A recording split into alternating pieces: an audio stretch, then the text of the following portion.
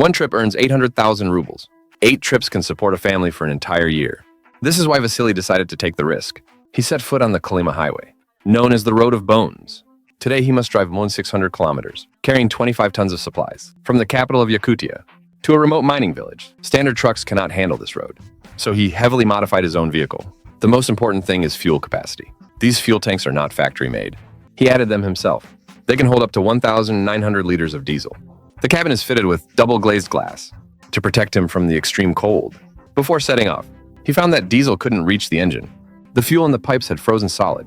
His solution was simple, but very dangerous. He used a gas torch to heat the frozen pipes. This could easily trigger a fire or explosion, but it got the fuel flowing again. Vasily's adventure officially begins. The Kolyma highway was built by prisoners of the Gulag camps, shovel by shovel in brutal conditions, built to transport local coal and gold. Due to the harsh environment, tens of thousands of people died here. Beside the winding mountain ridges, he must frequently cross ice surfaces. At dawn, Vasily reached the first dangerous section, the 15-kilometer crossing of the Lena River. There are many deep cracks in the ice. In just 1 month, 2 trucks have already sunk here. Vasily's truck weighs 32 tons. He cannot afford to stop on the ice. After driving just 3 kilometers, his tires began to slip. Vasily was filled with anxiety. His palms were dripping with cold sweat.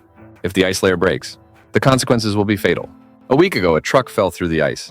The salvage team is preparing to inspect it, using diving equipment nearly 150 years old. Heavy, but with excellent sealing. Perfect for these extreme conditions. Vasily didn't want to end up like that. He worked hard to engage the front axle. Even though it consumes more precious fuel, he had no other choice. Finally, the truck regained its grip and moved off the ice. Before nightfall, he reached the last gas station on the road.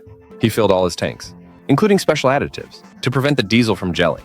This cost him 200,000 rubles. The next morning, Vasily entered the Verkhoyansk Mountains at an altitude of 500 meters. The dangerous Black Money Pass arrived. The narrow road cannot fit 2 trucks. At the same time, Vasily stopped. He used his radio to check for traffic.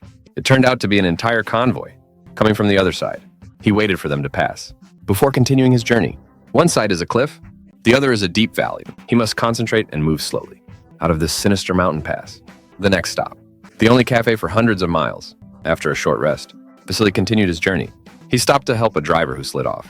The first tow rope snapped. They succeeded on the second try. The small car was pulled back to the road.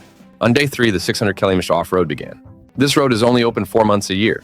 No driver dares to face it alone. Vasily teamed up with 2 young drivers. They started in the heart of Oymyakon, one of the coldest places on Earth. A jerky drive could sink the truck.